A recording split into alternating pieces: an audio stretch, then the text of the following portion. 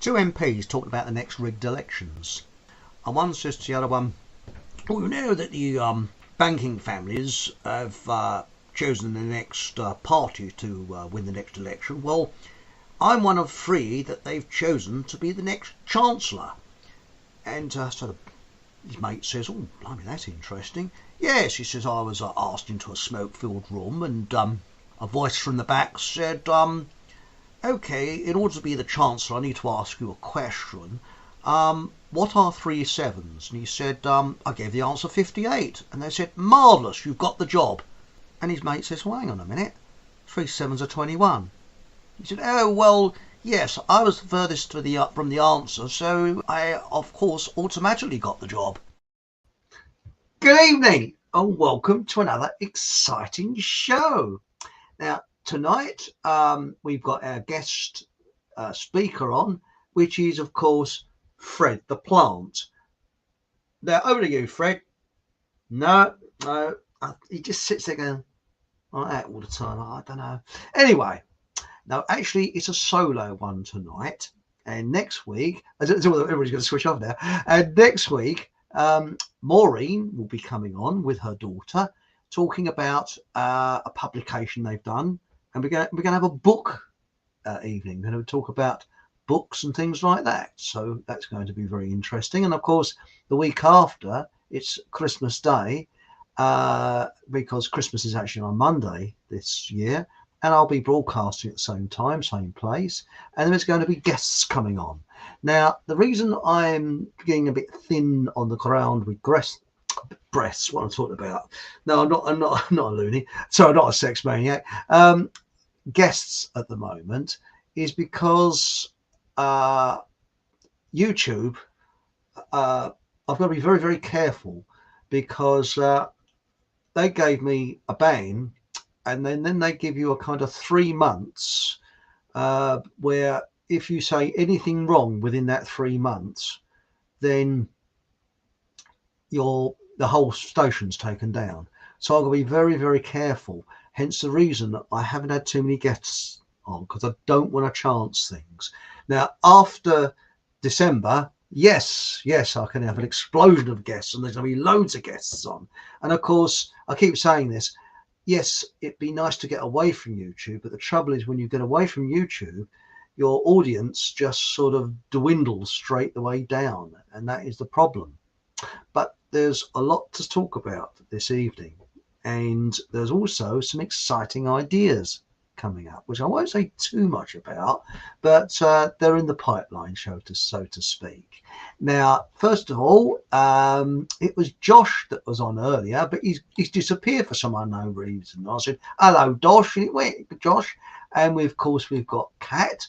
Hello, Chris, and hi everyone. Looking forward to the show. So am I. I'm looking forward to it starting. And of course, we've got Ralph. Hello, Ralph.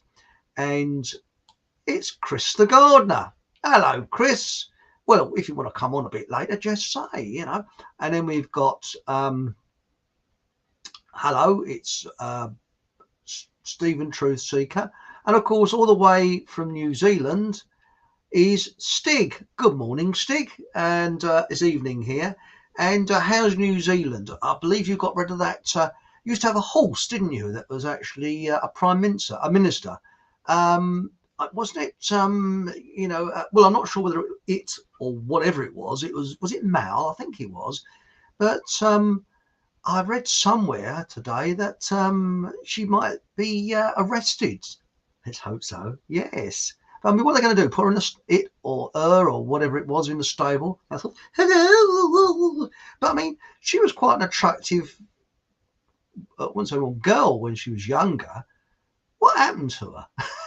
Does she sort of have ugly tablets? And of course, Cat Holly says, "Oh, it's gone full screen now." Has it really? Well, you might be able to get ointment for it. You never know. I mean, it sounds a bit embarrassing, doesn't it, if you're suffering?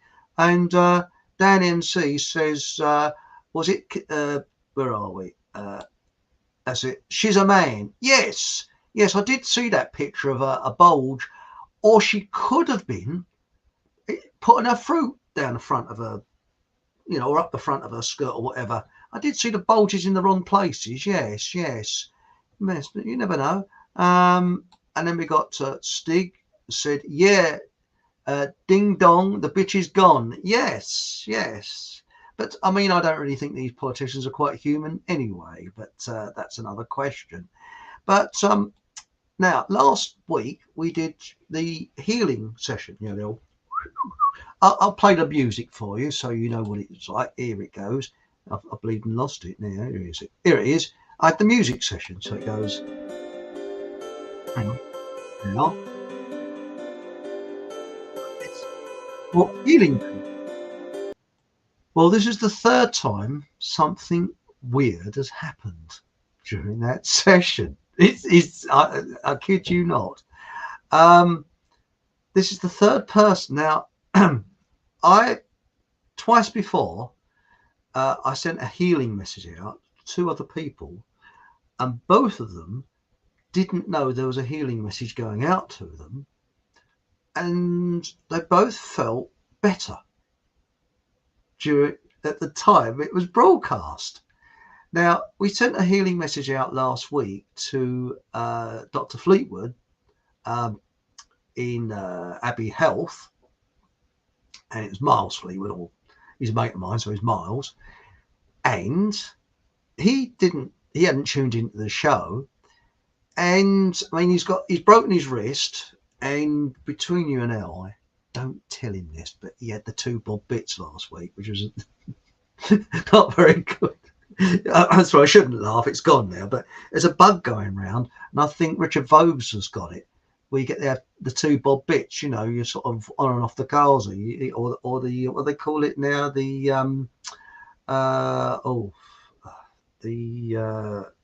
something foxtrot.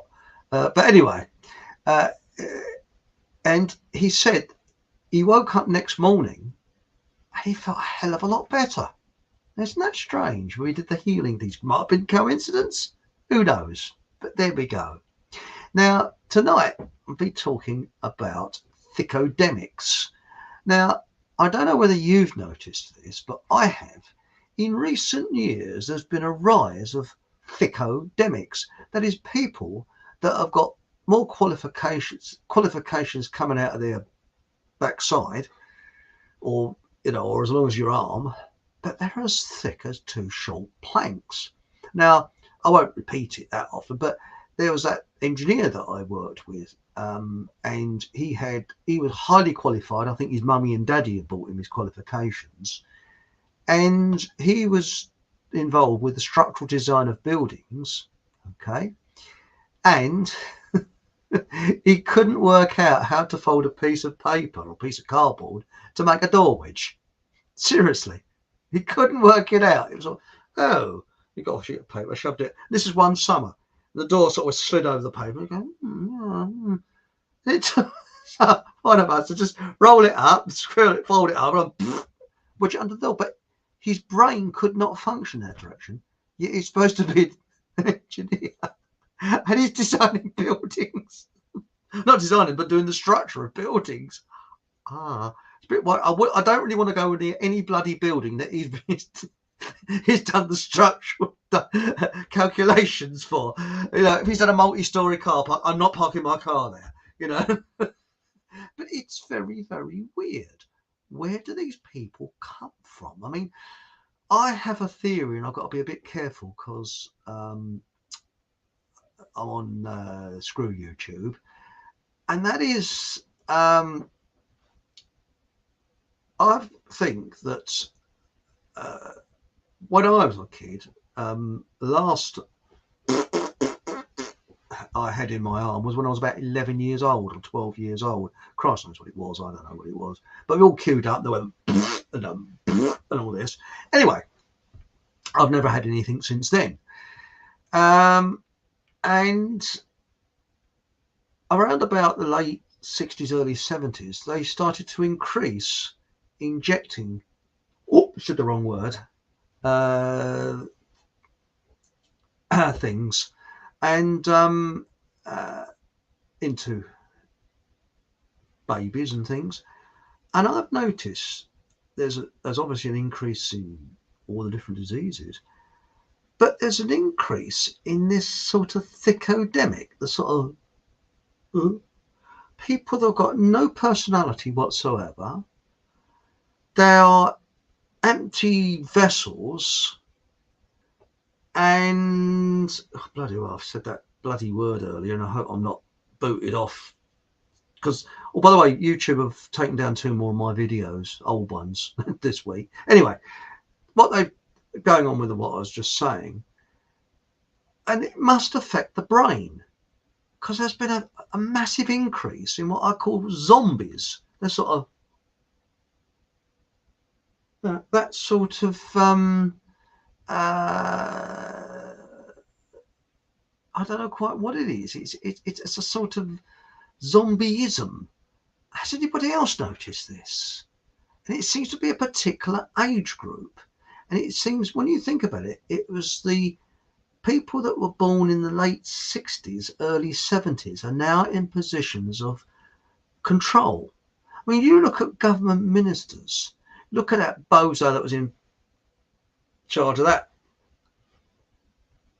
Like that. It's that kind of blankness, emptiness. They are like tape recorders. They can actually record lots of information, but they can't really apply it. But they'll just sort of splurt it out. You know, it's a bit like that bloke Cox. You know, the BBC flavour of the decade. Loads of information, but doesn't apply it. But whether it's the correct information or not, who knows? Because what they've done, they've read up all the garbage, what other people have said, and it must be right because it was written by Professor Plonker of the Plonker University. So it's like a kind of club. It's an academic club, and because a fellow academic has said it, it must be right. No, not necessarily. You think of the things that we're being told that are right that are actually wrong. I mean, what gets me again with these Thicko-demics, look at NASA, for example. Now, I've worked with proper academics and mingled with them, and being quite blunt, most of them are rather boring introverts.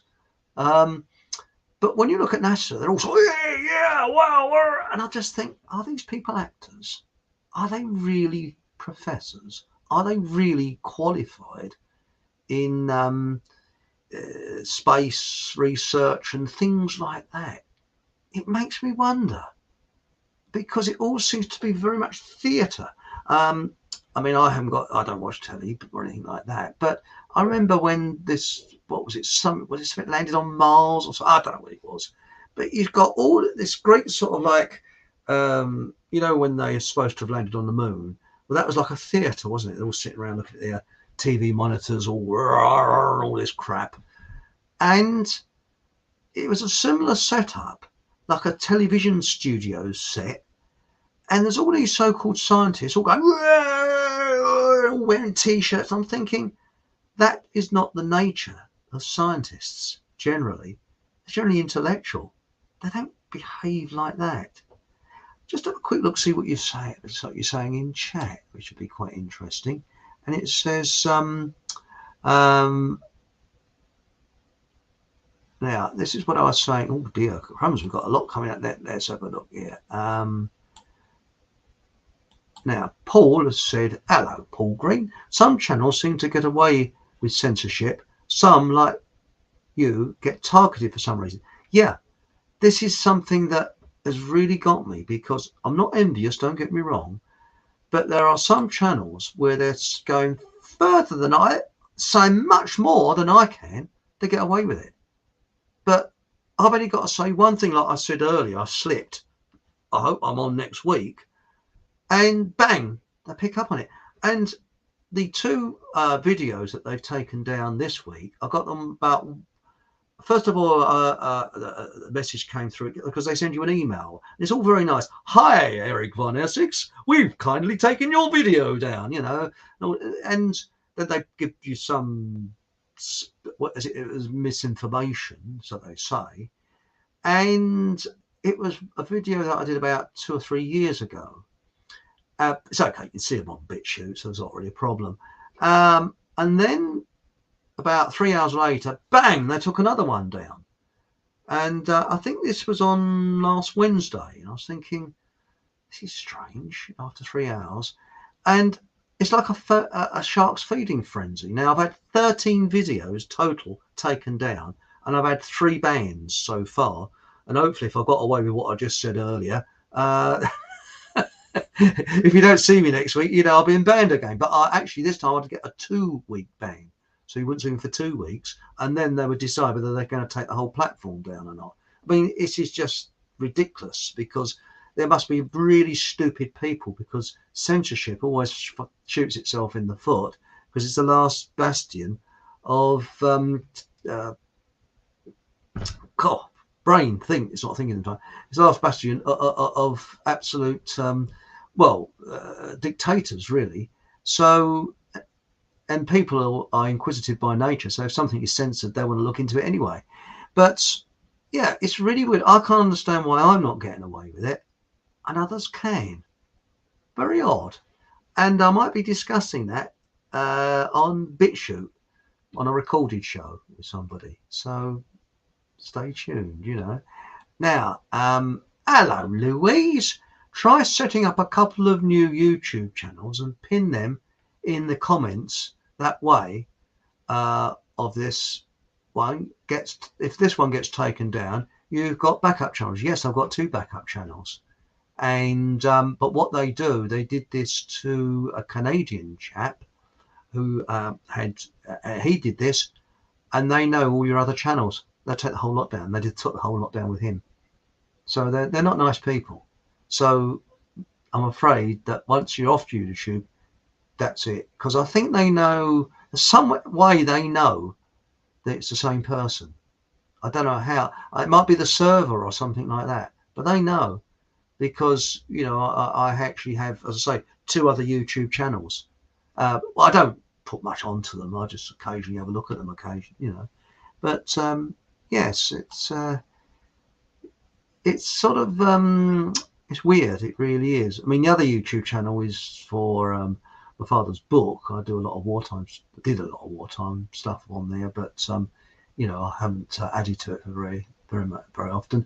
And if you want to see that channel, just go onto my website and look up warveteran.co.uk. So that's warveteran.co.uk, and you'll see videos from that channel on there. And I think that Stephen Truth Seeker said, get ready for loads of channels to go. Yes. See, the big problem I've been saying for ages, I've got to go over to Rumble. But if you go over to Rumble, there's a lot of people that will not migrate with you. If you look at the amount of people that look at my BitChute channel, it's about a third of what views YouTube. YouTube, I've got the monopoly, unfortunately, but I hope it's only temporary. I really hope they're almost begging for people to come back. Now, what we're saying, yes, zombie apocalypse. Yeah, that's right, Kat. It is a sort of zombie apocalypse. The amount of people what shocked me is what happened over the last 3 years when people were so compliant. I was the only person. Near where I lived, there's a great big Tesco superstore. I was the only person without a sanitary towel over my face walking around. And it made me, I'm quite introvert, really. I don't like people looking at me, but I felt quite sort of empowered walking around with the only one without a sanitary towel over my face. But now I'm seeing the people with the face nappies, their nose is showing, but it's just over their mouth like this. And the other one they put it around their chin, so you think they've got a false beard on. They look like the pharaohs, they walk around going, very weird. I really don't understand it. It's but I'm still wondering whether it's because it's odd. I'm not saying all of them. No. There's some really great people, but it seems to be the way the millennial people, millenniums, But again, there's lots of people that was born in the 2000s, extremely pleasant, and I'm just highlighting the ones that have probably had a lot of the old in them, you know. Dan Ems, he says, I see dead people. Yes, yes. Sort of laugh out loud, yes. Now we've got here genetically modified humans, zombies, are all around. They pull out in front of other cars. They walk around like a normal human, but their free will is gone. I've noticed that. I'd tell you something I've also noticed is the I park, I go brigade. Now, there was not too far from me, there's one of these, you know, those small sort of supermarkets, little tiny ones. And there was a corner, a very dangerous corner. And it was always the flash cars like Teslas or the Porsches and the BMWs that would just stop on the corner precariously with the sort of the cars are stuck out in the road. And they would just sort of get out and walk in, you know. I park, I need cigarettes, I get cigarettes, I get back in car, I drive off. It's all me, me, me, I. The fact that this, excuse my language, arsehole has left his car jutting out and there's a bleeding great queue of traffic toweling back down Half Hyde Lane, and there's cars the other way and they can't get round them, they've got about half a mile of traffic, doesn't really matter. It's all I park, I get cigarettes, I get in my car, I drive off. But there's a car park round the corner, but they're too lazy to park their car and walk around the corner into the store, because it's easy to just park their car and not give a damn for anybody else. But those same people will pay a fortune out for gym subscription, where they can actually go into a gymnasium, not gym, and you know these walking machines, and then they're standing going ding, ding, ding, ding, ding, ding, ding. Now I'm not a member of a gym or anything like that. My gym is my push bikes and walking. And I walked past the gym the other day, and there's all these people going ding, ding, ding, ding, ding, ding, ding, ding, ding. Now it's about 40 minutes walk to this superstore where I go, and I saw those people, and I was thinking, I'm getting this free, and I got fresh air. Can hear the dicky birds singing as I go walk through the woods, and as I walk towards this superstore, apart from the cars and all the crap and all that, I can get fresh air and that. And then in an environment that's air conditioned, stale air, sweaty, smelly bodies, they all go ding, ding, ding, ding, ding, ding. On a walking machine, I do not understand walking machines. If anybody is on here can understand it, please tell me. Why do you pay to go to a gym? Don't go on a walking machine when you can bloody well walk free of charge in the sunshine or in the pissing rain or whatever it is. Why? I don't get it. So if anybody does get it, please tell me. You know, I really don't understand. And now we got here, what is this? Now, have I read this one out? Yes. Yeah, oh yeah, I have, haven't I? Generally, humans, zombies are all around. They pull out. Yes, right. Yes. Now, not for educational purposes. Yes, spot on here. Now, Chris, it says this is Chris the Gardener, and Chris the Gardener hopefully is going to be on with other guests on Christmas Day. Well, not during well, it's not Queenie's speech now. It's old Charlie Boy, isn't it? Sort of. But I've never actually seen it. Well, I've seen bits of Queenie's speech and for a bleeding good laugh, but that's about it, really. And Chris the Gardener says a lot of so-called qualified people will take their and do what they are told. The system works for them. A lot of qualified people are just good at remembering and regurgitating. Absolutely spot on, Chris. And it's true what Fred Dibner said. He said, men with flat caps and boiler suits built this country, and men in suits with briefcases destroyed this country. absolutely spot on there. And I think the big problem is we have people that are totally impractical telling practical people what to do. And this is what we have all the way through. Practical people know what they're doing. They can survive. But in a situation, say we had a solar flare and it wiped out the entire electricity network and you had to survive, they wouldn't survive 5 minutes. We would, because we know how to survive. I mean, I'm very interested. I'm thinking of doing another show on it, on survival, because your electricity goes down occasionally and things like that. My electricity, oh blimey, I've forgotten when it's last went down, but it can do midwinter. So what do you do? And when I say survival, I'm not talking about in the middle of the forest or anything like that. I'm talking about urban survival. What to store and what not to store. For example, did you know that I've got rice, which is about 10 years old. It'll last for about 25 years. Pasta lasts about 25, 30 years. You can store these things, providing that it's in an airtight containers. You're perfectly okay. Tin food will last virtually forever.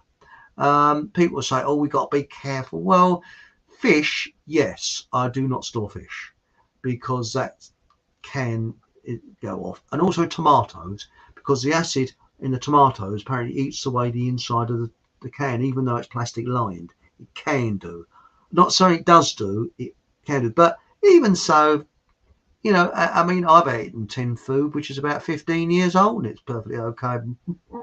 Yeah, but no, seriously, tin food, it's so clean and hygienically put into cans. It's sort of probably boiled for an inch of its life. So the nutrition is, in my personal view, is probably questionable. But it'll keep you alive. It keep you going. That's the thing. And all right, tin fruit in syrup and that isn't as good as fresh fruit, but it's better than nothing. Half an oaf is better than none. So that's the thing. And of course, if you get a can of tuna, you can actually pierce the top of the tuna and screw up some toilet paper and put it in the holes. Let the oil inside the tuna soak up the toilet paper. Then you catch light to the toilet paper, and what it does, it heats the can up, and you have nice cooked tuna. Just a little tip there, little idea there. You see, and of course, whilst it's on the fire's going, you can actually put a kettle over the top and boil some water for a cup of tea. See, top tips from Chris. See, and this is what I'm going to have on my survival show. All little tips like that. So the use for this is a tin of tuna doubles up, and I'm sorry for any vegetarians out there, doubles up as a temporary or a makeshift camp stove and an oven to cook your tuna. So it's a win-win situation. Now, we've got here, Chris has said, experience is the winning formula. Spot right on. People retire when they've got all that experience. Someone once said, when someone dies, you've lost an entire encyclopedia of knowledge. And you find as you do get older, the advantage is you become wiser. That is a great advantage, wiseness, and you see younger people making the same mistakes that you made when you were their age. And Stephen Truthenegger says, expect a return of the or some kind of, yes, or something happening in January when Saturn is in Aquarius. Oh, we've got to be careful. I mean, you've got to be careful when Venus is in Uranus, haven't you? That's another dodgy time, But no, but yes, that'll be interesting. I've got that gut feeling as well, Stephen, that something in January, because they reckon January is the most depressing month. People are you've got to have to top up the old vitamin D because apparently we get topped up to about September and it starts to dwindle down and and January is at your lowest moment, and then you sort of start to get better as the sun rises and that. But it's getting dark really early now. It's before 4 o'clock here. Now, yeah, you can delete. Yeah, they can delete your Google account. That's right. They can do anything. They're really dangerous. It really is. So that's the reason I'm being treble careful, really careful. And in many ways, though, I mean, they take you down. They could, these bots or whatever it is, analytics that's studying every word you say, it could be described as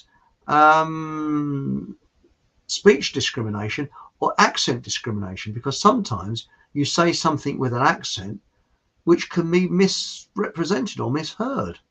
So, you know, it's surprising. Now, it says here, already brewed up on a second. Yes, I agree with you there, Kat. Yes, it seems to be on the way, doesn't it? I noticed all the depression. He's real. They're really getting in on the old depression there. You can't beat a bit of depression, can you? Well, I've been homeless, so I can survive. Oh, I'm sorry to hear that, Stephen. But I'll tell you something. I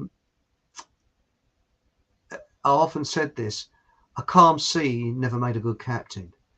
And I think when you've been through the rapids of life and the toughness of life, it does something to you. And I think that it makes you, in many ways, a far better person, a more caring person, and you appreciate things more, because when you've been without, you appreciate the goodies in life much more than people that are utterly spoiled. I mean, can you imagine, as I say, if we had a solar flare like the that happened in 1859? It was the, oh, there's some name for it, I can't remember. I'm doing this off the cuff from memory. Where it blew, the only electricity that was around in 1859 was telegraph cables. It blew telegraph cables, but everybody went about their life. Carrington effect, that's it. It was the Carrington event that happened in 1859, and everybody went about their life without even knowing anything about it, because nobody used electricity apart from you know, the telegraph industry. And all across America and all over the place, you know, as this massive solar flare hit the earth, all the telegraph poles were going bang, bang, bang, bang, bang, and flames spurting everywhere. Now, if that happened again, a Carrington event on the scale that it did in 1859, we would probably be without electricity for years. And you think you wouldn't be able to buy fuel, because that is all guided by computers. Nothing is manual. Food distribution would be upset, because again, that's all computerized and requires electricity. Whereas maybe when you think about it, computerization came in, I think it was a tea company, I'm not sure. It was a company, who was it now? It was a company in the mid-50s that wanted computers, and they started, I'm not sure if it's McVitie's or Biscuit Company. I know it was one company that started this because they wanted to get their logistics right, and then computers started in the to get big, you know, smaller. I mean, the 60s are these bloody great wheels, and you see it in the films, don't you, with all these tape machines and things. And then computers began to get more and more and more and more advanced, and they reckon that what we've got in a smartphone today is, well, it could knock the spots off of a computer in the 1950s and 60s. But what the point I'm getting at is, up to about, say, 40 or 50 years ago, most of our food distribution was mainly manual, not that computerized. Now it's fully computerized. So if that got knocked out, what would we do? We'd have to survive. And the big problem is, if you live near a city, that's a problem. The further you live away from the city, the more remote you are, I think you're more safer. Because when people get hungry, they form gangs and they get desperate. And the first place they come is to the home counties, because that's where you first see food being grown. And of course, when you look at what happened in World War II, places like Berlin, Dresden, and places like that, people were starving, they didn't stay in Dresden or Berlin. They wandered out into the countryside, looking for food. Well, it'd be far worse today. So you'd have to protect yourself. And if you're growing your own vegetables and food, you'd have to protect that as well, because people would be after it. So I like what they do in Canada. What they do, they get an old pipe, plastic pipe, and they're sort of like drain pipes, and you can get the end caps, and they put tins of food in and seal the end cap and then bury it in various locations on their land. So they know they have these little hideaways where there is food buried, just in case. Very wise. And as I say, tin food lasts virtually forever. Now, Chris the Gardener says survival is all about being prepared, but you always know this. But you already know this, Chris. Thanks, Chris. Yes, there's the old scout saying, always be prepared. And it's very, very true.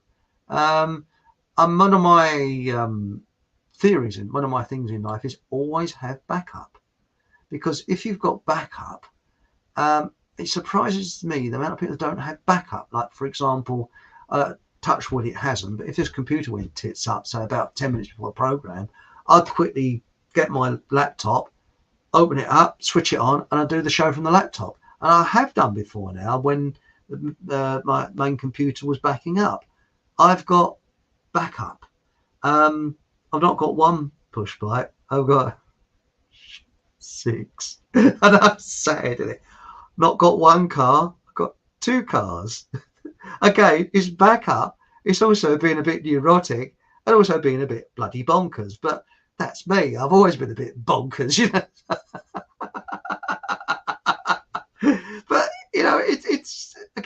it's sort of I don't know.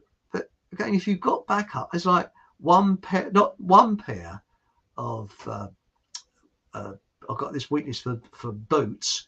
Not one pair of hard-wearing outdoor survival boots.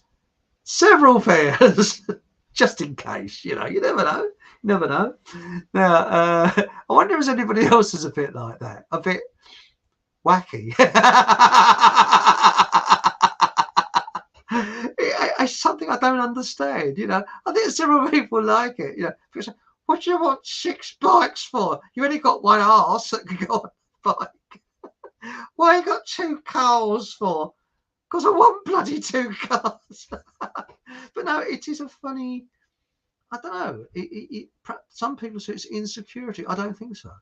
I think it's wiseness, because you've got backup. But I mean, with 6 bikes, yes, I've got a mountain bike for when it's wee-weeing with rain. But I don't really generally go out in the rain. But when it's a bit slippery, or when it's not, the road conditions are not right, then the mountain bike comes out. When it's a beautiful, dry summer, sunny day, the racing bike comes out, and I go like the clappers on it.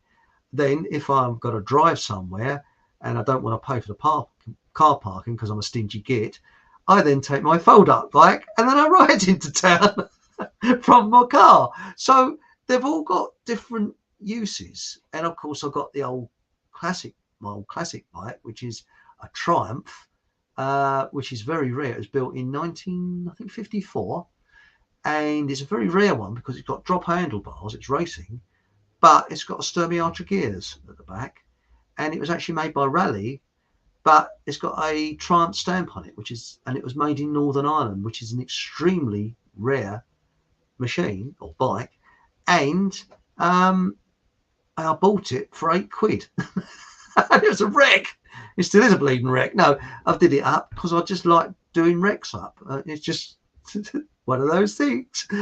But no, I mean, it's what floats your boat in life, isn't it? Really, that's what it's all about, Now we've got Kat that said, but they do say tinned food is dead. It is, but in an emergency, better than starving.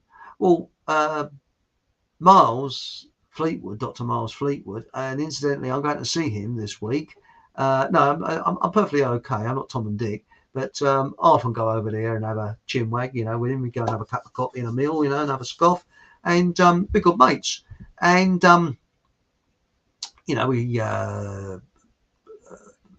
we'll probably talk about possible programming in the future. He might be available to come on the show. I don't know what's happening. He might come on Christmas Day. Who knows? But he's always up to his neck in it. He's a very, very busy man. But I'll tell you something. This is absolutely incredible. Now, I've got this trigger finger thing here, which shows that you've got Viking ancestry. And also, they're sounding the wars. I'm not on this show to share my medical things. I've also got Morton's toe, which Robert's got, and that is your big toe is shorter than the next toe to it. It's very, very common, and it's extremely common. But the trouble is, you two tend to get flat feet and carbuncle, and bunions. And I'm on this special stuff that Miles has given me. It's getting better. My finger now is not, so he's going back the other way. So absolutely brilliant. So I'm well pleased, and yeah, it works. Now we got here. Hi everyone, a bit late. Oh, what have I missed? You missed the crappy gag at the beginning. That's all really, and it was a bit crappy, the joke this week. I'm sorry about it, everybody. But I could do better next week, can't I? We got hi everyone, sorry I'm late. Lines please, and I need a note from your parents as well, so sorry about that. Now we got here Urban Fox. Now I was on the phone to this character not long ago. Hi Chris and viewers, there's a big difference between academic intelligence and common sense. Correct. When it comes to politician and advisors, how much is stupidity and how much is complicity? Yes, you're spot on there. What gets me is they'll form a government. It's a bit like I wouldn't say a joke, but yeah, sort of joke at the beginning of the show, because I like to start on out the atmosphere. And of course, those of you that missed it, wait to the end of the show, please. You see it again, you see.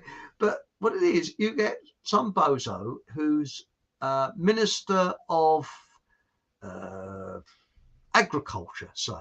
Now in Wales, many years ago, they had a vegetarian, and I think a vegan, who was head of agriculture. And of course, Wales is very famous for sheep. And no sheep shagging jokes, please. And we won't mention about New Zealand either, because Stig might turn on. He might be a bit upset. But no, they're probably fed up with it. But no, seriously. And she didn't represent the farmers, and the farmers were really really upset about it. And I think I would be if I was a farmer. But the real fact of me, I'm not against vegetarians. I was one myself once. In fact, I was a vegan once, believe it or not. But no, put this aside, they put someone, for example, well, look at the health ministers around the world. Have you seen that woman in Belgium? She's obese and she's a health minister. And this is going into industry now. And I think this has all started with this Thicko-demics with Tony Blair. Because, hang on, I better put a marker on here because I know where I am with the chat room then. Right. Oh, no, sorry, I put the wrong marker on. Here we go.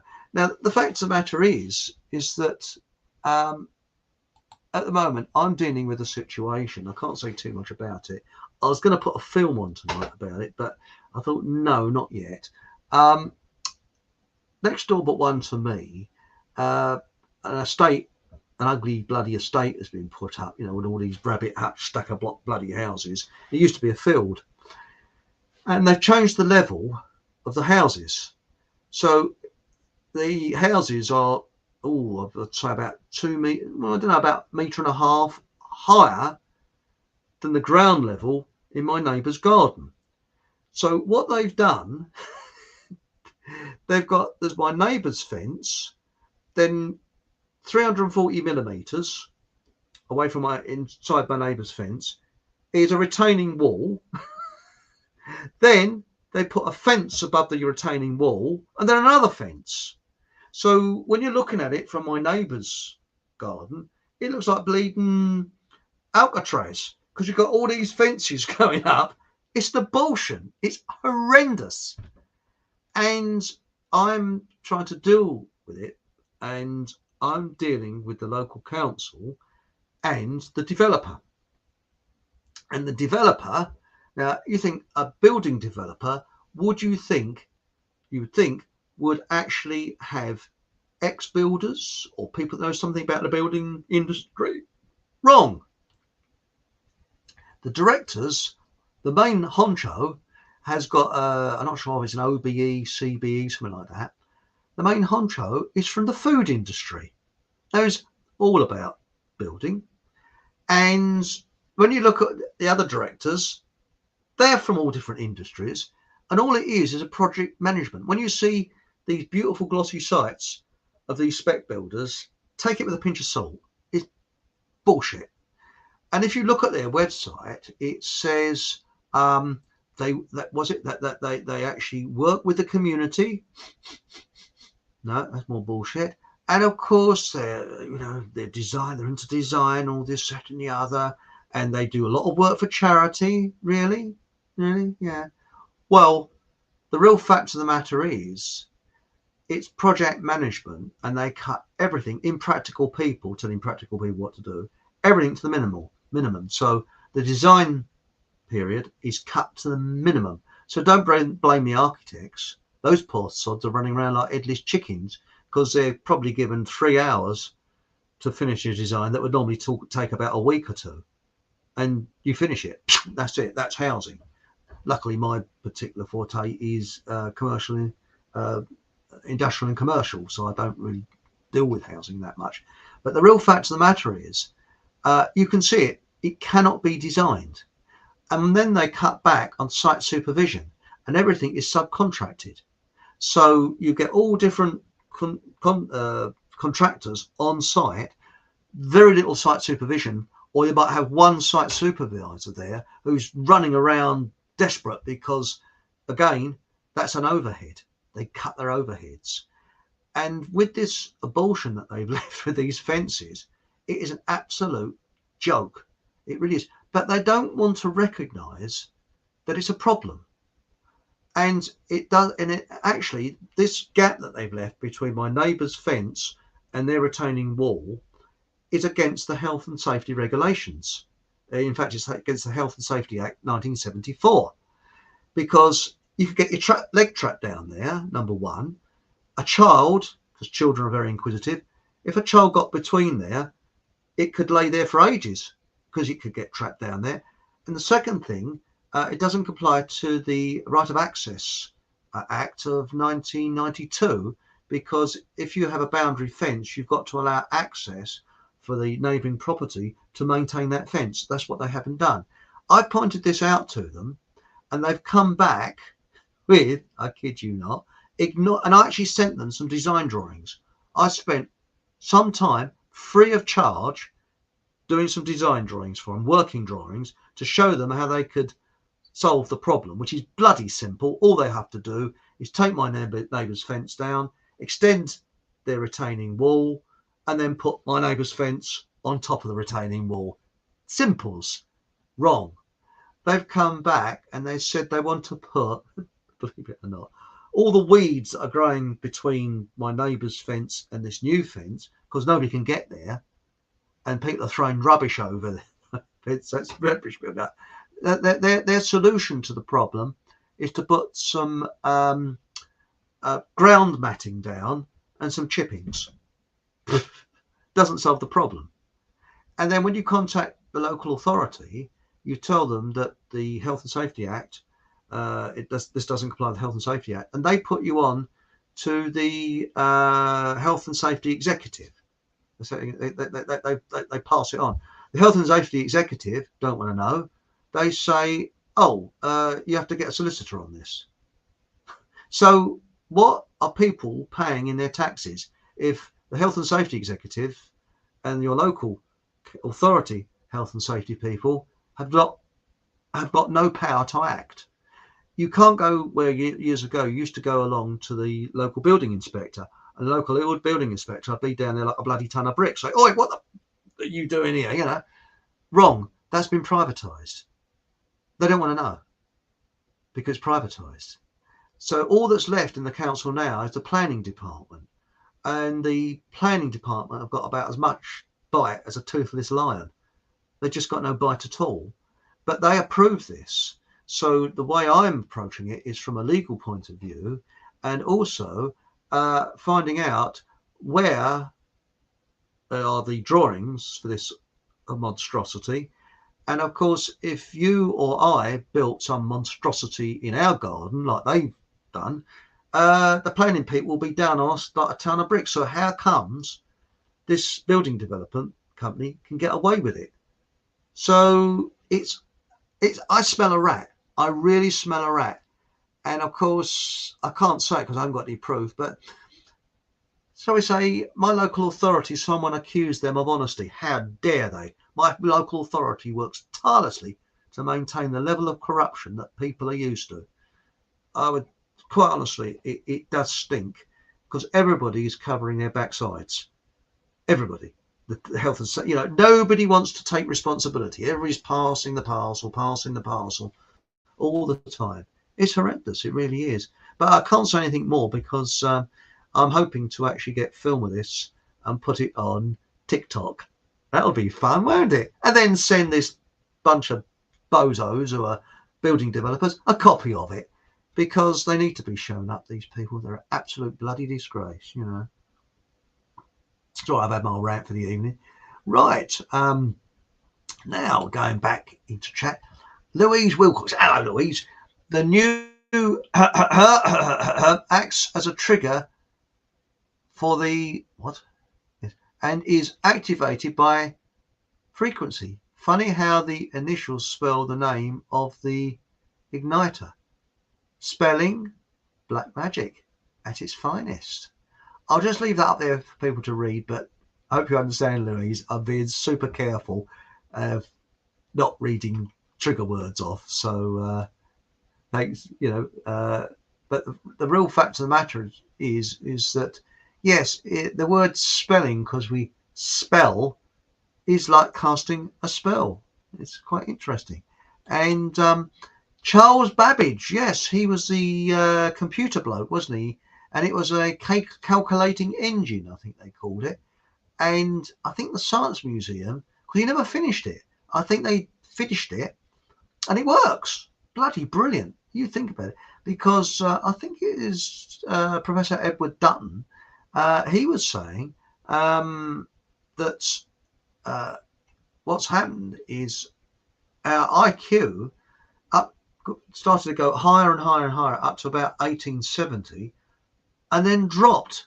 And it's been starting to drop since 1870 because not so far from where I live, there's a water wheel. And when you look at it, I mean, it's been restored. It's genius. I mean, these water wheels went back to the 18th century and probably before. And you see this thing working.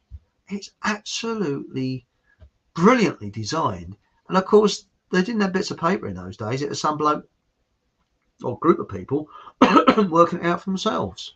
The great big mill of stone there, and they grind the corn. And it's very, very fascinating. But when you think about the brilliance of people years ago, where everything had to be done manually, and now, I mean, the theory is that natural selection. I mean, I don't believe in evolution. I believe we adapt, but I don't believe in evolution. I mean, we obviously adapt because we've all got different complexions. We've all got, we're slightly different. I mean, I work with an Indian chappie whose hand was very much more cupped. And he said, yes, he said, it is a trait of a tribal, what it comes from in India, where they scooped water. And because they did this a lot, their hands became more cupped. And there's different things like, for example, because I'm into this earthing thing. Now, I don't know if you've heard about earthing, these earthing mats. I'm very much looking into it, and I'm hoping to get a person on the show who actually produces them or sells them rather. Now, I don't really like all this flogging and selling and that. But sometimes you have to. I mean, we're going to be talking about books next week, so it's interesting. Now, I'm very much into earthing, and in the summer my shoes will come off, and I walk around barefooted. Obviously, I don't go down shopping in the high street barefooted. I wear barefoot shoes, which you can get off of eBay, a bit cheaper on eBay, and or Amazon. But earthing, I won't go into the technicalities of it because I can't, because I haven't studied up sufficiently. But you have an earthing mat, and what you do, you plug this earthing mat into your main socket, and of course that goes right the way down to earth. Doesn't cause it. There's no electricity. Well, say electricity. There's earth going through it, and apparently it helps us to heal. It gives us a better night's sleep, and our forefathers would obviously walk around barefooted. They would sleep on the floor or they'd be earthed, and they were a lot fitter.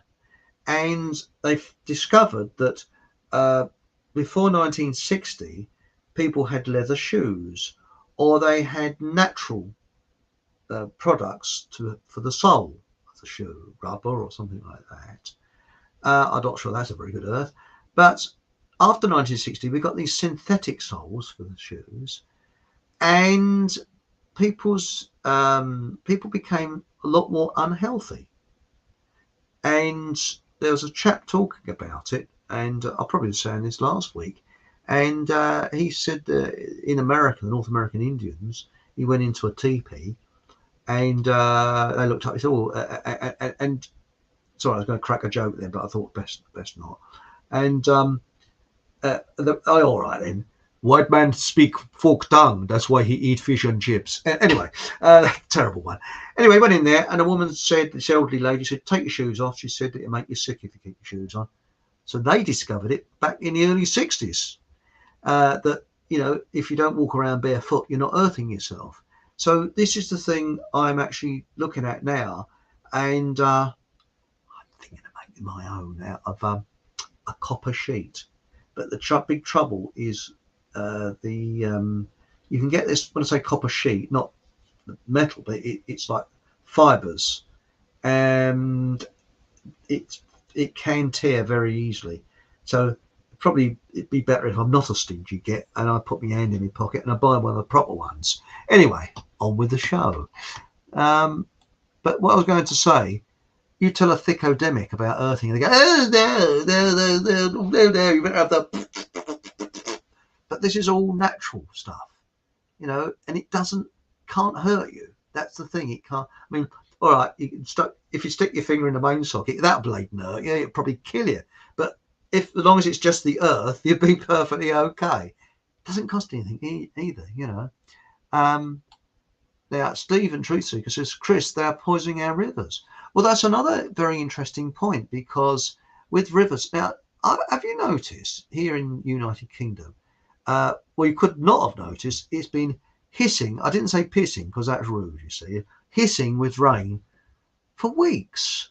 And the amount of rain that's fallen, I mean, it's unbelievable. Anything that you've got that's timber, like I've got a wooden front door, and that's bloody sticking again because timber swells up with moisture, where most things expand in the summer and contract in the winter. Timber does the opposite. It expands in the winter and contracts in the summer when it dries it out. And a couple of years ago, we had nothing but flooding all the way in Oxford, everywhere. It's flood. Have they kept it out of the news? Because they couldn't have cured it in the amount of time. It's only a couple of years. And I'm just wondering how, the rivers are coping with it, because what they used to do is dredge the river, put the spoil on either side of the banks, and that would keep the river flowing. And of course, they kept the trees on the side of the banks, and the trees helped to soak up the moisture. And of course, in the summer, it keeps it nice and cool for the fishes, and it's all ecological. It all works way around. Now, it's like a big circle. They then cut again, Thicko-demics telling practical people what to do. They then cut out dredging the rivers. So what happens? The rivers fill up with silt. They silt up, and they overflow their banks, and you get flooding. That is so simple, even a career politician can understand it. That's how simple it is. But they don't understand it. They don't want to understand it. Because, again, it's Thicko-demics telling practical people what to do. And, of course, those people that used to dredge the rivers are out of work, and they're probably stuck in shelves in the local supermarket or something, or doing some meaningless job for work. These were all created employment, and it kept things running. Like in the winter, they used to employ road sweepers. Now, road sweepers kept everywhere spotlessly clean. They took pride in their job. And in the winter, they used to fill their burrows with sand, not grit. I think gritty sand, sharp sand. And they used to get shovelfuls of sand, put it over the pavements, and people didn't fall arse over tit when it's ice and snow. Now they don't do that. So how comes we're paying more to get less? That was all part of a council service. That's no longer done. And also those people that used to put I think it was just grit or sharp sand down. They're not needed, so they're out of work as well. And again, it's all to make these Thicko-demics who sit in their prime positions, who've got qualifications as long as your arm, make these ridiculous decisions based on theory, not practice. And that is the big problem, Now, this is an interesting one. Carol says fracking was all about, yes, the water supply. I won't say another. What's happened with fracking? I haven't heard of it for ages. Is it fracked off or something? I mean, since Ian R. Crane passed away, it's sort of, are they still doing it? I mean, I know that it's supposed to have caused a mini earthquake. I don't know how true it is. Off, was it Blackpool? It's doing it near the coast of Blackpool. That now we got here. How dare you? Well, I don't know. What have I done? Now, we got here. I think we're all a bit wacky. That's when I was talking about my bike shed. That's why we don't do the normal sheeple things. Well, that's right. Because when you look at sheeple, they are bloody boring. A lot of them are boring. I mean, you look at these soaps that you see on television. I mean, my sister was obsessed with them. I mean, she used to go into morning if someone died on there. And it was very difficult to tell her that, no, they're actors. They're not really dead. They're actors. Oh, I'm sorry about Lucy. She's died. And oh, it's so sad. I'm a bit choked. No, it's a bleeding actors. I mean, I know that skillful acting can make you a bit choked. If you see Bambi or something like that, it feels a bit of it. But no, seriously, soap operas are nothing more than an agenda. They are actually social engineering. And that's what they were from the beginning, and that's what they are now. I mean, you've got this boring Nation Street, as I call it, or arse enders. I mean, how come it is beyond me how anybody could waste their life watching that shit. When I used to have a television, the longest I ever watched a soap was the time it took to find the remote control and turn it over, or if the batteries went kaput and I couldn't turn it over and I had to do it manually. But all it was with rectum enders, all it was people shouting and screaming at each other. And in boring Nation Street, as I call it, or Coronation Street, it was just sort of depressing people all trying to make a sort of point. Oh yes, have you checked your tyres this week? Yes, we better check the air on our tyres because it could be very dangerous, if you drive on flat tyres, and all this crap. Oh, and the other one is somebody that was on the dole. I mean, I'm talking going back to years now, who was getting money on the side. Oh, this is not right, And again, it's all programming all the way through. And it's just social engineering. Do you think the amount of life that's wasted with people watching that? It's my sister used to watch a show called Peyton Place. the most depressing heap of shit ever. And it was either someone dying, about to die, or very ill. That's all it revolved around, you know. And it was, oh, bloody Nora. And I think it was, I know it was, I think this is the repeat of the repeat. I actually looked it up on Wikipedia, and it came out in the 60s, mid-60s. And this was all about 10 years after. So bloody hell. I mean, it must have been the repeat of the repeat of the repeat, you know. Now it says, seen a froth on the River Avon when passing by train about a week ago. It stretched for miles. Well, it's funny you should mention that, Stephen, because I've got water barrels in my garden. And I haven't cleaned them out for ages, and they're minging a bit. And I've got an overflow on there, and I've got a kind of filter system on there, so it's pretty clean, probably what's inside the water barrels. I've got grit, and it goes through a sort of like a grit. So when I feed my plants, which are very delicate, like Fred here at the back here, aren't you, Fred? Yes. And I feed them, you know, this rainwater, never tap water, and I actually put my own, another top tip here, banana fertilizer in, you see. And what you do, I have a banana every day, and instead of throwing the skin away, I put it in a container and put rainwater on it and leave it for a week. And every day I had another banana. And then at the end of the week, I pour the water out, I filter the water out, and then I put the bananas on the compost heap. And that water has got potassium in it, and of course it's what plants want. So I've got free fertilizer, and I do that most of the time. But the only trouble is if you water your pot plants in your home with it, it tends to attract those little flies. So don't do that. Also, be a bit careful if watering roses, because roses love potassium. And I'll water them now, when we've got with that sort of fertilizer, if you want to call it that. Well, that's not really the right time of year to do it because the sap's down. But with bananas, because of the sweetness of them, it attracts ants, and ants and roses don't go together. So you don't want to get a load of ants over your roses, because I've had that, and you can't bloody well get rid of them very easily. I mean, I've tried garlic water. The idea of using soapy water doesn't work. Ants or green fly. Garlic, if you get garlic powder and put that in water, I've sprayed that. That does hold them back a bit. They don't like garlic. All you do, you go into somewhere like Tesco's, you can buy the cheapest of the cheap garlic powder, because you're not going to use it in your food. You're going to use it to destroy, and it's natural, to get rid of ants and green fly.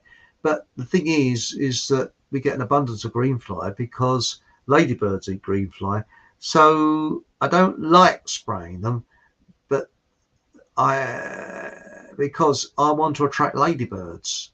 And ladybirds, I don't know, we didn't see many last year. I don't know this year. I don't know what's happened to them. Saw a few, but not that many. Now the thing is that that's another little top tip. Now back to chat, because I lost my bloody flow where I was going. Now we got here. Oh yes, about the acid. Sorry, mate. You reminded me. Thank you. I've got an overflow on my barrels, and I have a bucket underneath, and the water goes onto this bucket, and it's like someone had put washing up liquid on there. I've noticed this loads of time, and it's like a kind of oily film over the top of the water. Has anybody else noticed that? This oily film. Whether it comes from the chems up there, I would suspect it does, because I'm not really close to any airports as such. I do get aircraft flying across. They go into Stansted, but they're pretty high where I am. They're, and they're coming in and out of Stansted. So it's weird. It really is, And hello, we've got Ancient Ruby. Hello, Ancient Ruby. I missed you last week. Where were you? It's all right. Don't have to tell me. Hope you're well. That is the main thing. And I also hope that Yorkshire Rose is well. We haven't seen her for several weeks, and the last I heard from her that she wasn't very well. So let's have some healing thoughts going to Yorkshire Rose, shall we? I hope she's okay. She's in Canada. And now, Sue Carr said, oh, she needs a note from her parents. Sorry, Chris, they're both long gone. Parents, I'm sorry to say that. Oh, I hope I didn't hurt your feelings in any way. And, but yes, my parents are long gone as well. And it's surprising you never get over the loss of your parents. That's, of course, if you got on with them. I got on really well with my dad. He was my best friend. At least I won't say any more about my mum now. Now, I'm coping as always. Lovely. How are you? Oh, that's very, very nice. Now we've got go down here. There's Robert. Hello, Robert. Good evening, one and all. I guess you're at work, Robert. You can come on if you want. So, just give the thumbs up. But I think you're probably at work at the moment, so, yes, he's certainly working very, very hard. And he may be coming on Christmas Day to one of the guests. So that'd be good, wouldn't it? By the way, I got my first Christmas cards today. Yes. Bit late this year, but I don't send them. I only send Christmas cards to my dad's friend. And he must be, I don't know how old he must be, 80s or 90s now. I say best friend. No. It was a friend of my dad's. My dad taught him a lot in the trade that he was in. My dad was in the typewriter trade for a time, and he helped him to get him this chap a career. And he never forgets. Ever since he sent my dad a card. My dad passed away. He sends me a card. And again, this fella must be in his 80s or 90s now, But it's not. I like things like that. It's nice, Now we got here. Oh, by the way, Robert Dwarf says, good evening, one and all. That's it. Thank you. Good evening, Robert. And we got Tony Blyer. Yes, the Antichrist. Oh, Christ. Have you seen him recently? I mean, okay. He is, I believe, allegedly, a Thicko-demic bullshit churner, because he has a business that's, I think, near to Broadcasting House, near the BBC. What exactly does he do? How does he earn all that money? And apparently it's a vice. Doesn't produce anything. I mean, if he had a factory that produced bicycles or, I don't know, cement mixers or skates or pens or useful things. Well, I think skates are kind of useful, but you know what I mean. Or produced cars. You would say he's doing something useful. But no, it was the first to start this Thicko-demics with these Mickey Mouse universities, where people go and study, I don't know, and it's always media studies. Whenever somebody says they're doing media studies, you think, oh God, here comes the bullshit. And it's either, they've probably got a degree in media studies and tiddlywinks or something like that. And you see these people and you just think, what is their brain on? What is business studies when it's out? Economics is another one. My local MP has got a disqualification in politics. He's a career politician. I have to admit, I give credit where it's due. My neighbour wrote him a letter and he was very efficient and he responded to it. So give credit where it's due. But he's legging it at the next election. He's getting out of politics. So, and these people either end up in the media on programs or on television programs, or they go into the work for a newspaper or a bank. That's the usual places where they go to. Now we got here, let's have a look. Got here. To be honest, in my experience, a lot of so-called builders aren't too bright either. Well, let's put it this way. to find a good builder, you've probably got more chance of finding a pot of gold under a rainbow.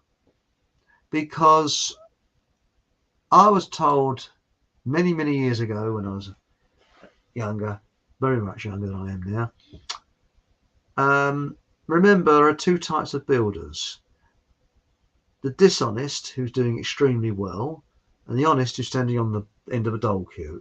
Remember that, and you won't go far wrong. Now, it's a shame because there probably are some really good builders around. But I think you find the good builders in country areas because they generally know their clients, they know their people. They're not going to rip people off because it's a very small community. But in the home counties and in London and places like that, because there's so many people, they don't give a shit. So if they do a bad job for someone, well, they just move on to somebody else. They do a bad job for them, and they move somewhere else. Whereas in the country, it's more of a community. They can't do a bad job. They've got to do a good job. So I've usually found that when you look at houses in the countryside there, where builders have been in, they've generally done a pretty good job.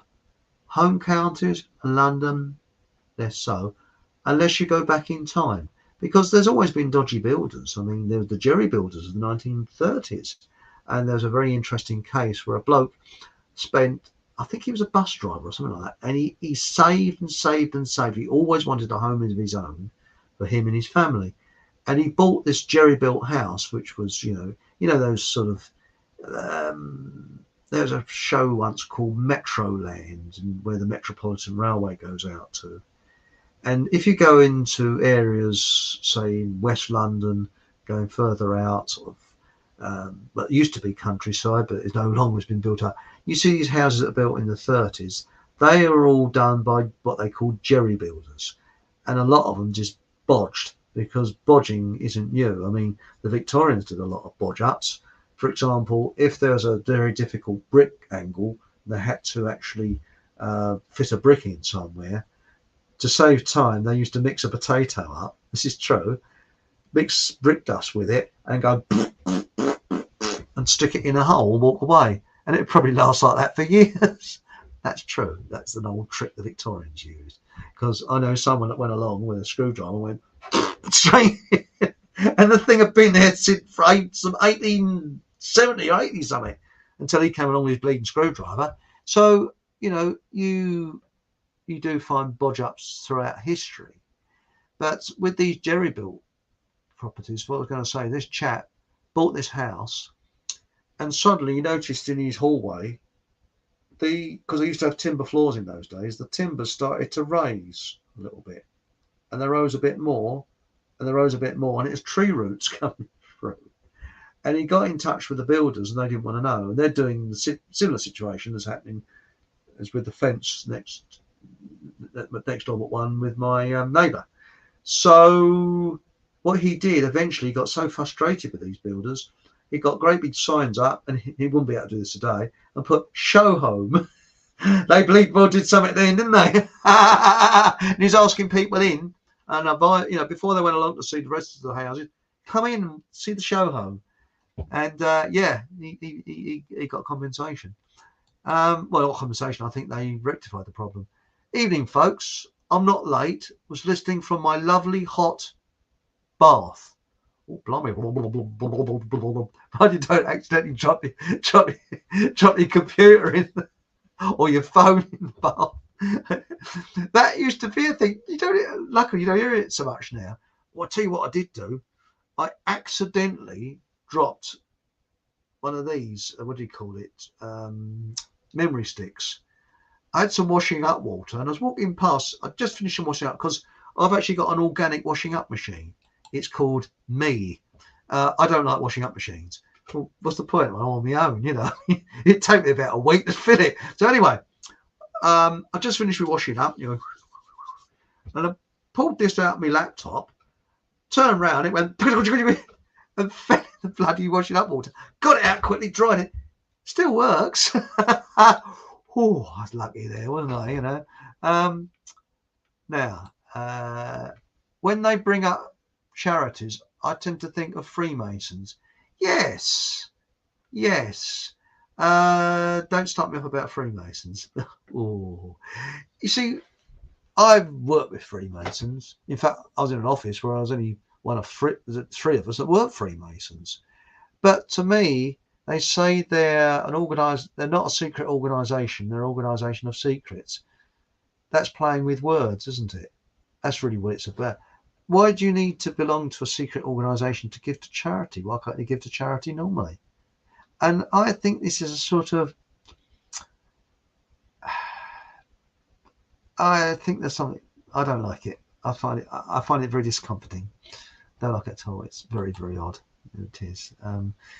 And all right. I mean, I've worked with some very nice people that are Freemasons. I can't fault them. You know. I mean, I've known Freemasons are very nice people that have helped me a lot. You know. But well, everyone to their own, I suppose. Whatever floats your boat.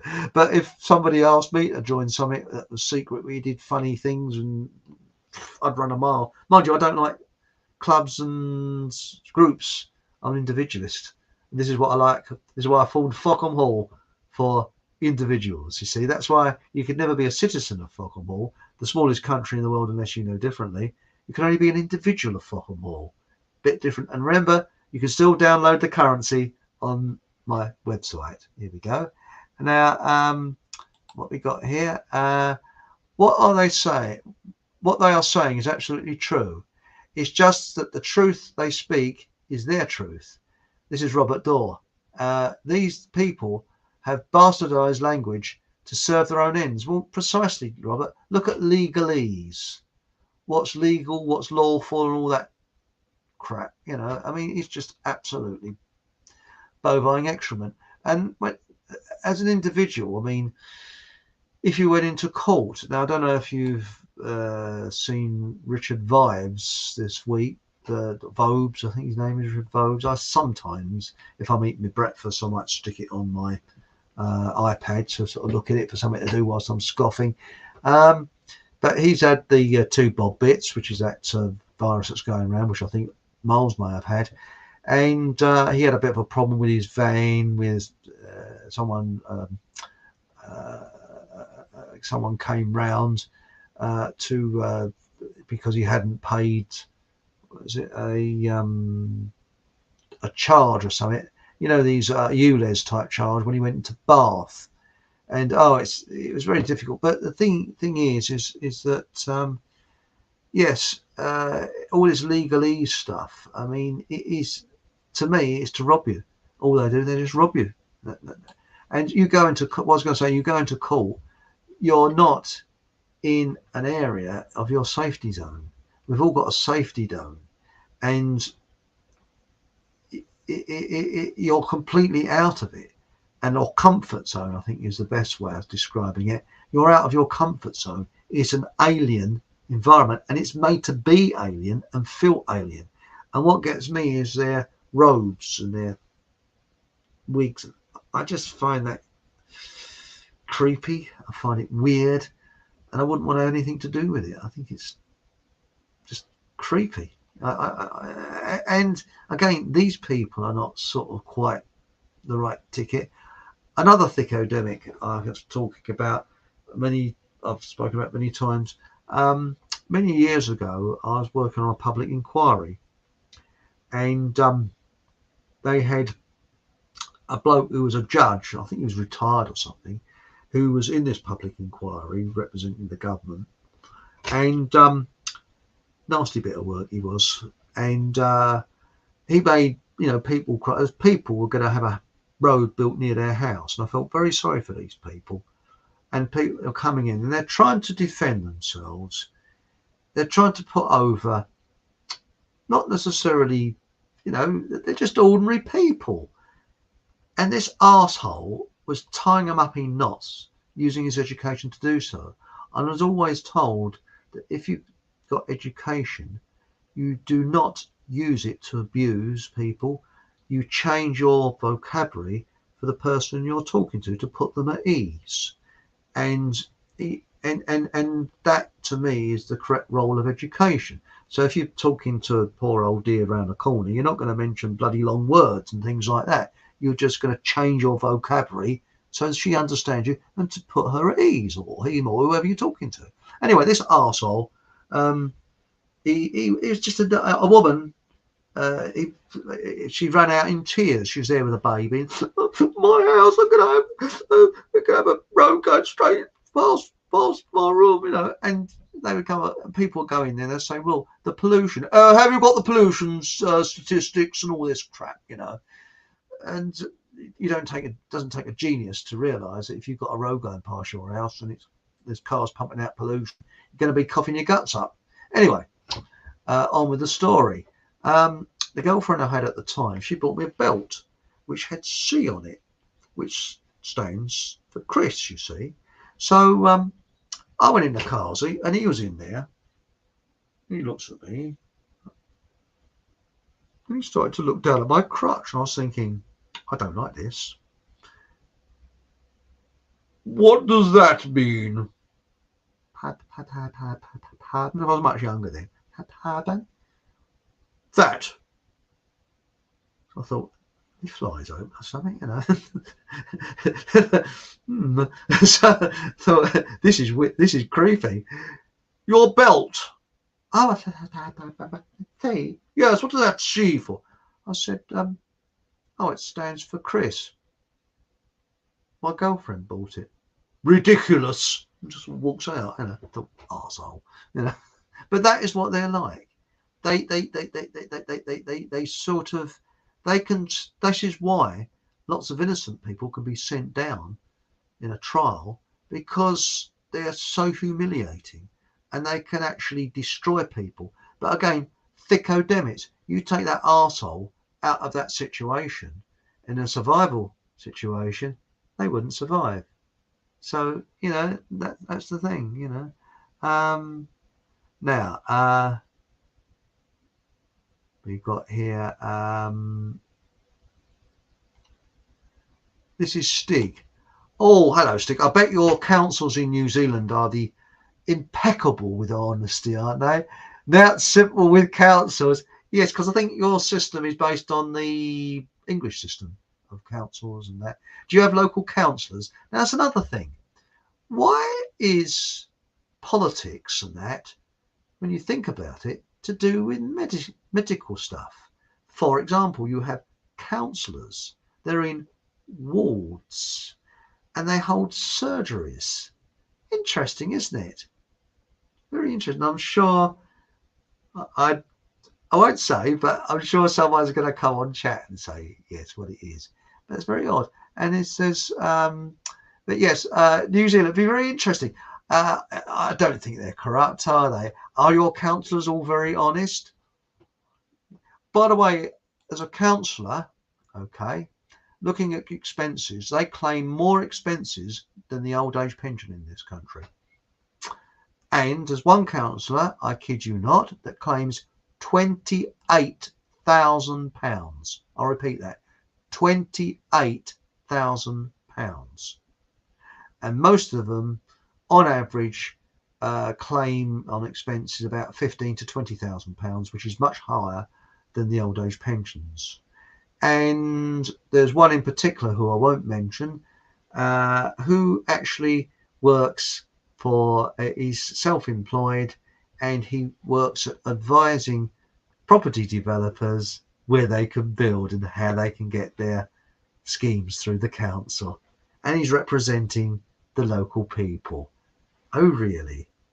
Oh, really? Again, I've got to be very careful what I say.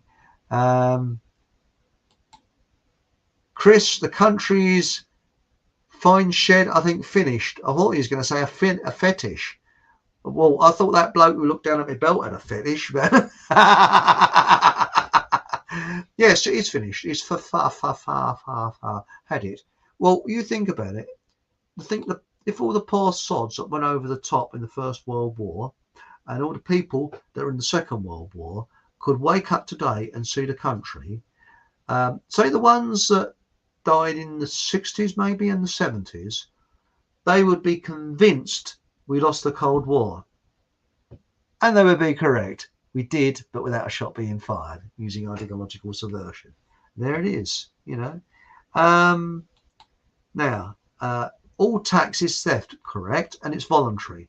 And that's why very rich people pay accountants to tell the government accountants what they already know. Don't think your taxes are being taken for any other reason than to vacuum your pockets empty. Spot on. Did you know that modern estates nowadays, and I don't know if it's the same in New Zealand, now, once upon a time, that you lived in private or council house, doesn't matter. The council came down round and they cut, where it was public area or round to the housing estate, they would cut the grass, clean the streets, and they would be responsible for that. Modern housing estates, people will buy a house freehold, but they have to pay a tariff to get a private company to deal with the landscaping around that estate, so it lets the council off the hook. So why don't they get lower council tax? Correction, it's not council tax, it's a council contract, because council, it's not a tax, it's a contract, because they have about as much right to charge you a tax as a local supermarket has of sending you a bill for goods that you haven't bought. So that's basically council tax. So what's going on? You're getting less, but you're paying more and more and more each year. It really balls me up. Robert Dorr. Hello, Robert. My late brother was a senior planner for Bruxman Council. Poor sod. And often spoke of the jiggery pokery. He must have been a highly intelligent man, because I've actually found planners are on two levels. And senior planner for Birmingham Council, and that's the council that's gone bankrupt, hasn't it? I'm very sorry to hear about the passing of your brother, Robert. It's a loss of a sibling. It must be terrible. And losing your parents is enough, but now Stephen Truth says, well, you will be having rats if folks are throwing rubbish in that gap. Oh yes, the gap between my neighbour's fence and the other fence. Not only rats, what about you get general debris from trees shed timber, and people who chuck Coke cans over there and crap, and I'm waiting for a mattress to go over there. That's the next thing, because they'll dump anything, because there's a ditch nearby, and people dump everything. I've seen everything from barbecues, mattresses, shopping trolleys. What else goes in there? Oh, I tell you what I saw the other day. A brand new child's rocking horse. Now, a little kid would love that. What was it doing dumped down there? I mean, you think a little poor child, where parents can't afford to buy them presents, wouldn't that be a lovely gift for Christmas?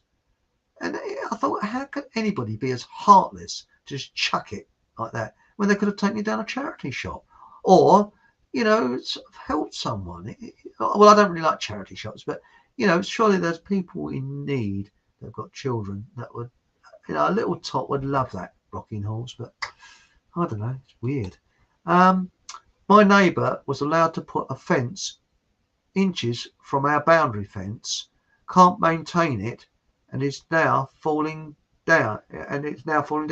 Now, by law, it's the Access to Land Act, 1992, Louise. Your neighbour has got to allow you access to maintain your fence. That's law. So that is something you might want to look into. If trouble is, you might fall out with him or her or whoever. But my neighbour's put a fence inches from our boundary fence, can't maintain it now, and it is falling out. Yes. So please look. Actually, I've got it down here because this is one of my letters I've got here. It is the Access to Neighbouring Land Act, 1992. Okay, so just look that up, and you can get him on that. Access to Neighbouring Land, or her, or whoever's got it there. Access to Neighbouring Land Act, and so that, wish you luck with it, because you've got to allow access. So he's got to take his fence down, allow you access, and then probably put it back again. It's entirely up to them, Now we've got here Stephen Truth Seeker. This is Robert Dorr says, we're not finished yet. there'll be a reset, only not the one they've planned. I agree with you, Robert. I'm very optimistic. I'm noticing a paradigm shift, very much so. I'm really noticing it, you know. And then we've got this is regarding barefoot shoes and earthing yourself. Man wasn't born in shoes. That's right. It seems very strange that the more we get away from nature, the more nature has its revenge. Because the thing is, I mean, I think it was an Australian who had obviously been walking around barefoot most of his life. Just one moment. Pardon me. It's in the supermarket one summer, and I'm in Great Britain. But I just, well, okay, Sheila, let's get down here, you know, sort of like that. And it's a bad Australian accent. And he had his shorts on, absolutely bronze. He'd been in the sun for ages. And his toes were spanned right out. His toe, I've never, you see a duck's foot, but imagine that without the webs, spanned right out. And that's how our feet should be. But when they're contained within a shoe, they spread together. And of course, that causes bunions and things. And of course, if you've got Morton's toe, like I've got, I think you've got it, Robert, then it will cause bunion even more. And apparently, I found out it's to do with your back as well. You've got to change your gait or the way you walk. And barefoot shoes, I have to admit, my toes are starting to space out a bit more because I've got some summer barefoot shoes and winter barefoot boots. And the funny thing is, you go out on a cold day. I mean, we had a cold snap a couple of days ago, I think it was. And where your feet would normally get cold, they don't, because your muscles, you see, in ordinary shoes, the bones of your feet are not moving. But in barefoot shoes, they're moving. And again, another little tip, if you buy them, don't buy them from these name places on Facebook and things like that. You'll throw money down the drain. I'll give you an example. They said for Black Friday, they are giving buy one pair and get one pair free. And they were £75. You know how much I paid for mine? 25. Because I looked on eBay. And what they can't sell at these huge warehouses, small traders get them and they sell them on eBay. Just look them up, barefoot shoes on eBay, and you get them for a fraction of the price. And but you just wait for the offers, and it's best to wait till after Christmas because you probably get them cheaper then. But I've actually found they're super warm. The only thing is the summer ones have got holes at the bottom deliberately to let the air in. But they're the most comfortable footwear I've ever had. Absolutely unbelievable. Placky trainers sent to destroy. Yes, I mean, I've got trainers, and quite honestly, I still wear, if it's a coldish day, I still have to wear trainers on the bike because your muscles in your feet are not. You see, when you're on a bike, you're just pedaling and your feet get bloody cold. Because I live on top of a hill and I could go for about 10 minutes without hardly cycling at all. Can you imagine if it's, say, I've got this 10-degree rule. If it's 10 degrees or above, I'll go for a bike ride. If it's 10 degrees or below, I might not. And your feet are like blocks of bloody ice.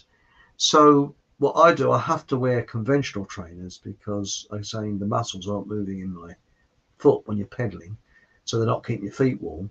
And I stick one of these, these things where you pull the thing off, hot things, these shoe warmers inside. That keeps me toasty warm.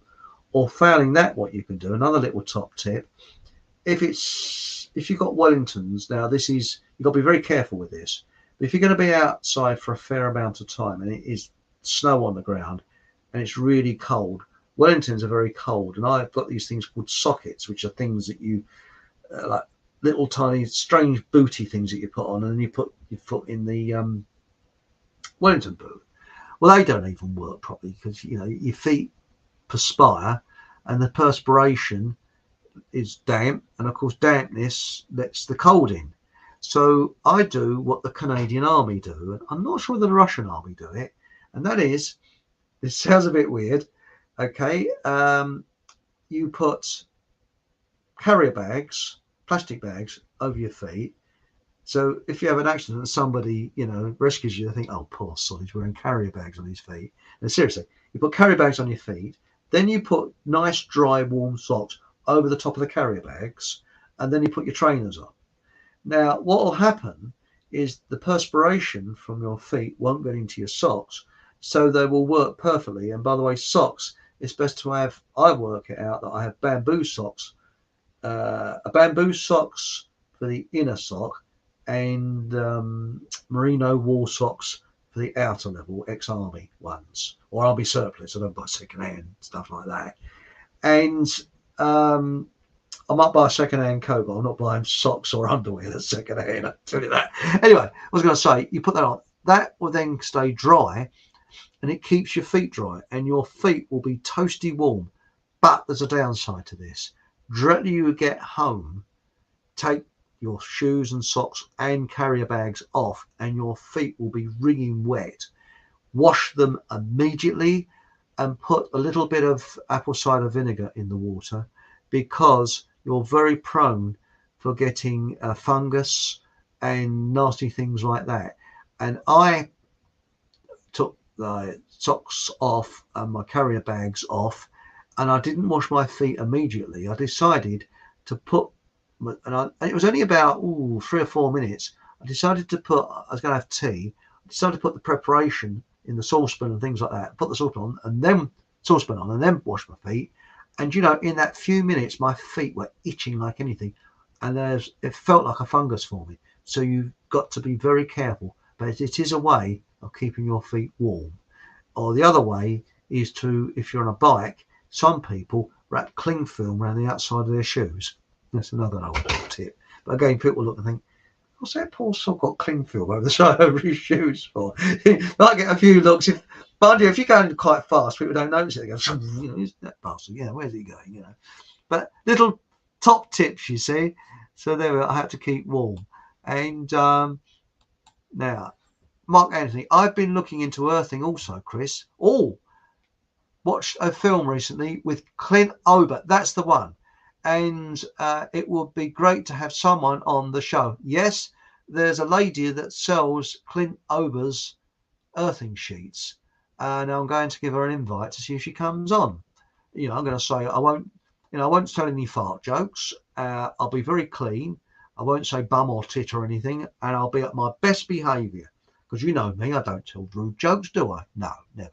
So she might come on. You never know if she's got the nerve to come on. I think it would be an interesting show. But anyway, we'll see whether she comes on or not. And we've got hey, darkness has come and back again. Every week this happens. We should wear natural cotton. I agree with you. No synthetics. They play around with our vibrations, frequencies. Same for shoes. I tell you what gets on my bloody nerves.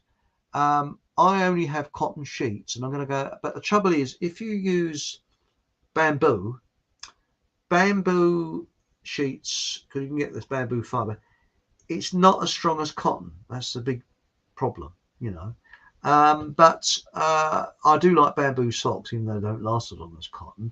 And but natural fibers, I'm getting fed up with mixed fibers. I mean, I actually bought. I'll give you an example. I bought a new bike saddle that's like a Brooks one. It's a cheap old Chinese special, you see. And it says leather saddle. I thought, that's all right. Stick your bum on there. That was for me mountain bike, which is a heavy old thing. When I got it, it's bleeding synthetic leather. I was paid right off about that, But what do they say? Buy cheap, buy twice. Serves me right for being bloody stingy. But have you noticed also, they've got this synthetic leather, which I don't like. I can't stand. When you look for sheets now, you've got to really look hard to find 100% cotton. Go into the supermarket and it's all poly cotton. And I detest poly cotton. It's awful stuff. The only good side of it is if you haven't got a drying machine, like I myself, I mean, I've got an organic dryer. It's called a rotary clothesline. Polycotton does dry very quick in the winter, very, very quick. It's quicker than anything else, but it's not good for you, you know. But the trouble is, cotton is not 100% organic because that's all, you know, chemicals and God knows what added to the soil and whatever. But you know, it is very difficult to find 100% cotton now. And like with men's shirts, you know, this shirts and things, I like 100% cotton. But the strange thing is, I've actually found I have got a few polycotton shirts. In the summer, I perspire less in a polycotton shirt than a cotton shirt. Work that one out. I don't know. Plus, I've got a weird body. They are deliberately destroying our rivers. I've seen it recently. I agree with you. Yes, Stephen, I 100% agree with you. When David Icke had his program People's Voice, and I'm going back about 10, 12 years ago now, they had a chappie on there who lost his temper. Well, I won't say lost his temper. He didn't exactly lose his rag. He said, I've had enough of this, you know. But he was, he had this strange walking stick or something. I don't know if anybody remembers People's Voice and that. And funny enough, he came from Essex, probably not far from me. And because I live on the Essex Hertfordshire border, but I'm on the Hertfordshire side. Anyway, he said that what I said earlier, that they're cutting down the trees, and of course they're causing problems. They don't understand management as they used to years ago. And again, it's Thicko-demics. It's a plague of Thicko-demics, you know. And the other one is they are poisoning everything. The skies are being sprayed with what's-its, which turns to rain and ends up in the seas. That's what. Well, look at that strange froth, you know, that I think it's Stephen saw in the river, and I've seen on my in my buckets in my garden. Rivers are water systems, and on the ground that grows food or feeds animals. That's right. And I'd like to announce that my potatoes are coming on a tree in my sheds. My greenhouse. So there we go. And hopefully for Christmas. Then we got much more flooding to come, as Ancient Ruby.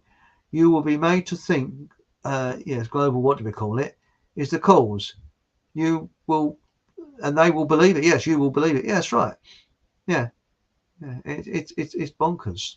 And based on lies too. Yes, I met old Bellamy. He stuffed, didn't he, Professor Bellamy? And then we've got, hello, Angela Dempsey. They got to fake their climate, by not dredging the rivers or clearing out the drains so the roads flood. Well, that's right, yes. Well, you think about it, how they can change your mind on things or manipulate you. When you're a kid, you could probably go to see, well, I don't know, a perfect example. On the television, they had a Disney film when I was a nipper. And I can't remember what one it was now, but it was one with a witch. What would that one be? Anyway, they showed a bit of it, and I was only a nipper, you know, and I was sitting there like, yeah, and this witch went like this. It was a cartoon. It was a Disney cartoon. I think it was Snow White, and that scared the living crap out of me. Well, that was a mind-altering experience, wasn't it? Because I was sitting there, and before it happened, I was sitting there quite happily sucking my thumb, and then suddenly, I don't know, I can't remember that far back. But anyway, and I remember when I was sucking my thumb, and I remember sort of seeing this and being scared shitless of it, you know. So that was mind-altering, wasn't it? You know. But here we go. Now, Robert Dawes says there are no coincidences. That's what the late great Dave Starbuck used to say. Incompetence is perhaps the best excuse. Cover for the wrongdoer. Yes. And do you remember that plague of do-gooders? I get fed up with do-gooders. People, now, there are people that do a lot of good. I'm not criticising them. Not criticising them at all. But they normally keep silent about the good that they do. But it's these arseholes that want to make a huge extravaganza of what they do. Look at me, aren't I good? I'm marvelous. I give so much to charity. Oh, piss off, you know. And I've noticed it's nearly always the psychopaths. They say, "Oh, he's a ruthless in business, but he gives to charity." No, he doesn't give to charity. He raises money for charity. They don't put their hand in the pocket. They raise money for charity. And that's that sort of fake goodness. You know, if it wasn't for charities, how could psychopaths show a fake goodness? But remember, they don't put their hand in their pocket. They get you to put your hand in your pocket. Now, Dan MC says, "Do the sheep will talk about us the same way as I wonder." Laugh out there. You know, you got a good point there. I wonder if they talk about us. Mind you, I don't think they've got the intelligence to talk about us, actually. I think they're, you know. Now we've got here, when I was homeless, oh dear, that's sad. I was camping in a nature reserve, and one morning felt the ground thumping. It was fracking. Oh my God, that sounds terrible. I'll tell you something you get with well, changing the subject slightly, but talking about camping, I must relay this. I went camping once in Wales. No, not sort of, hello ducky, you know, sort of camping with tents, you see. And no, was it camping you walk around with your hand on your hip, you know, like Benny Hill. And I was in my tent and just got bedded down for the night. You know, the time when you're just sort of just losing consciousness, you know. And the big problem with a tent is cotton, or the material that forms a tent, lets sound through. And when you're in a house, you do not realise how sound travels. So something like a cow mooing that will be a couple of 100 yards away sounds as if it's right next to your tent. Because when you're in a house, of course, you've got glass, you've got walls, you've got, you know, windows. Anyway, I was just sort of just nodding off nicely. Look at here. What the heck is that? What the bloody hell? And I just couldn't be bothered to. Then what the bloody hell? And I was so tired, I couldn't be bothered to get out of my sleeping bag and find out what it was. When I woke next morning, I unzipped the, you know, the entrance, looked out. There's this massive, big empty field. There's a few people camping over there, and some arsehole had parked their tent not only next to mine, but the guy ropes were actually crossing mine. I couldn't be alone. What is wrong with people? It's the wolf pack mentality. I couldn't believe it that anybody could be so bloody stupid. You know, it's unbelievable. Now, we got here, fracking was banned by Rishi Sunak last year after the tremors at the Condrella site in Blackpool. I didn't know that, did he, Mark? Oh, that's interesting, thanks. And we got here, their programme, it's Louise Wilcox, of soaps is all about building negative energy, even when it should be a happy event. They managed to make it end in misery. Yeah, that's right. People shouting, ordering, swearing at each other. And I should really say this. It's always third-rate bleeding actors, isn't it? You know. And every river, this is Urban Fox, Wayne, every river that overflows is another incident they can conveniently blame on man-made dooflop change. So why bother dredging them? Spot on. And we're coming up to our time, but I'll quickly read these ones out. Here we go. Angela Dempsey. Hello, Angela. The tell-lie vision was invented for brainwashing and dumbing down the mind. Spot right on. Absolutely spot on. You know, it's perfect there. You know, well, there's loads and loads and loads and loads of more in chat, and I do feel so sad that I can't, you know, read them all out. Oh, there's one thing here. Hereditous Skepfoot, Richie Allen's sick at the moment. Yes, there's this bug going round that he's actually causing the 2 bob bits and for your stomach to turn, and it's pretty bad, it is. Well, do you remember a couple of weeks ago I had to cancel the show because I had that throat thing and I felt terrible. That lasted bloody ages. It really did, you know. But anyway, thank you everybody in chat this evening. It is very much appreciated. And if the klaxons haven't gone off at YouTube HQ, hopefully I'll be back next Monday. And remember, if you don't see me, please go onto my Telegram channel, which is, you can see that down, hang on, where are we? There. It says Telegram, HTTPS, and all this, that, and the other. So please go on my Telegram channel, or fockhamhallradio.co.uk, because there will be announcements on there, or the Fockham Hall group on Facebook. So there'll be announcements on there.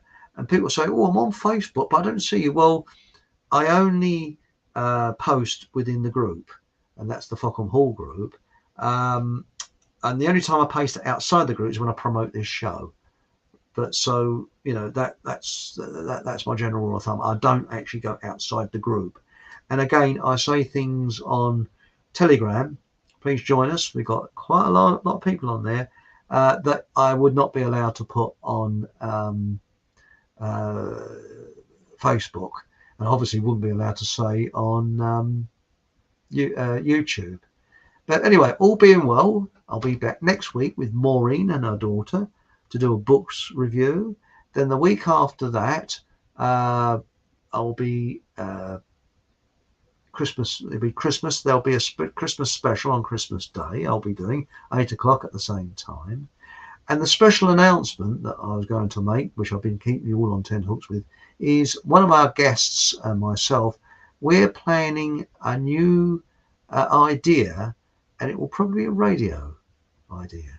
So keep tuned, which will be away from YouTube, and we're hoping to start a sort of a radio up, and we'll probably be again once a week broadcasting, see how it goes.